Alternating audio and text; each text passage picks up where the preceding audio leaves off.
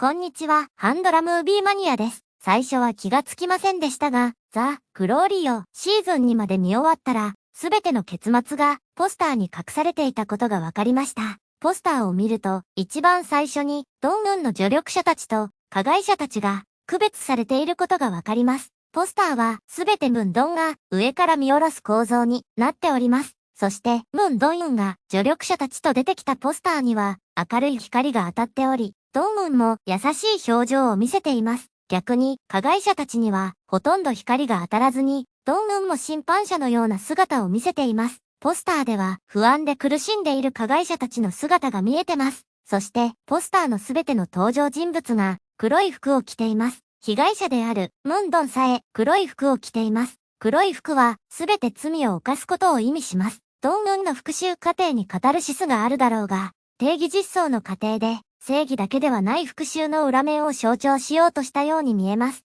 ポスターを見れば、加害者の結末がすべて出ていました。最初に登場する人は、チョン・ジェジュンです。チョン・ジェジュンのポスターでは、チョン・ジェジュンが涙を流している姿が見えてます。チョン・ジェジュンは、もともと赤緑色弱なので、確かに不便ではありましたが、死に至る病気ではありませんでした。この目をドンウンが攻略することになります。まさにチョン・ジェジュンの弱点であり、アキレス腱である、嘲笑していた目というドンウンのナレーションも、実は伏線でもありましたね。学生の時は、ドンウンをわざと雨の中に立たせて、その目で体を干渉するセクハラもしました。戦意予準を通じて、チョン・ジェジュン目の弱点を知った。ムン・ドンウンは声を失って、チョン・ジェジュンにも捨てられた、チェヘンジョンに会いに行きます。そして、チェヘジョンにチョン・ジェジュンの視力を失わせる方法を露骨的に教えて、犯行道具まで手に渡します。チョン・ジェジュンは結局、チェヘジョンによって視力を失ってしまいます。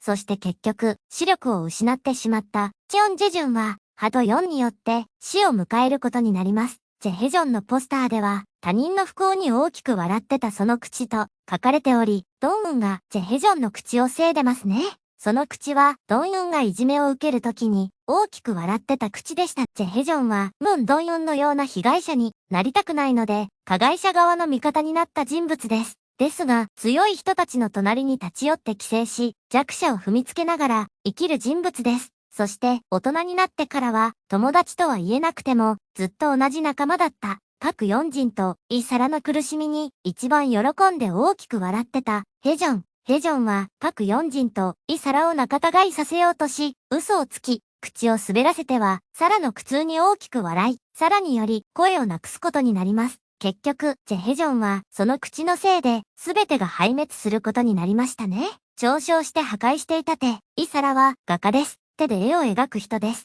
ソン・ミョンオと一緒に一番直接に、ムン・ドンユンに物理的に苦痛を与えた人物でもあります。パク・ヨンジンがさせたからではなく、自らもその暴力を楽しんだので、自分の手で直接暴力を行使してきた人物です。ムン・ドンユンの肌に直接ヘアアイロンで焼いたのも、イ・サラでした。絵を描いた手は麻薬をするようになり、いつも持っていた鉛筆をヘジョンの首に差し込む犯罪者の手にもなりました。そして、その手が人が見る前で、手錠をかけられるようになります。だからかポスターで唯一に両手が出ており、その両手はドンユンに捕まっているものとして表現されているように見えます。他人の苦しみの中で先頭に立っていた足。次のポスターはソン・ミョンオです。ソン・ミョンは加害者の間では序列が最も低く、彼らが部下のようにこき使う存在です。学生の頃はパク・ヨンジンの言われるままにムンドンウンをいじめ、苦しめた存在です。自分は何も考えずに言われた通りに動く足のような存在でした。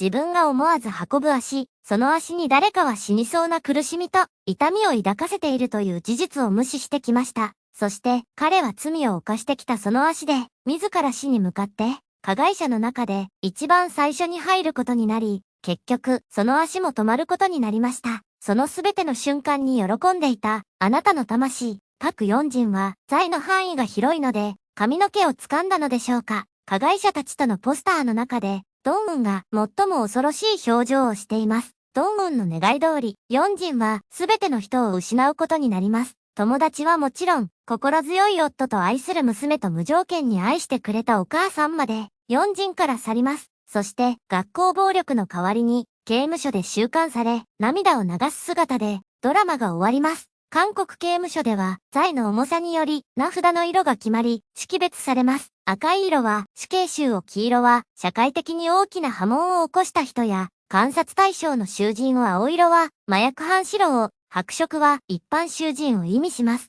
刑務所に収監された4人も胸には名前の代わりに囚人番号が表示されておりましたが、名札の色は白でした。ソヒとミョンを2人も殺したのに、名札が白色とはおかしいですね。4人は刑務所で新入りな上に序列も最も低いということです。また、4人は刑務所で一夫にと呼ばれていましたね。一夫には日本語では可愛い子ちゃんという意味ですが、刑務所での隠語で、この言葉の隠れてる意味では、同性間性暴力被害者を呼ぶ言葉と言われています。目には目を歯には歯をとは、自分にはあまりにもフェアプレーのようだと言っていたムンドンは、自分にひどい加害を加えて、辛い記憶を残してしまった加害者たちに、自分があったそのまま復讐し、返したことになります。ポスターの中で嘲笑していた目のフレーズのように、チョン・ジェジュンは視力を失って死に至りました。ジェヘジョンは他人の不幸に大きく笑ったその口のように、笑わないようになるのは、もちろん普通の話さえもできなくなりました。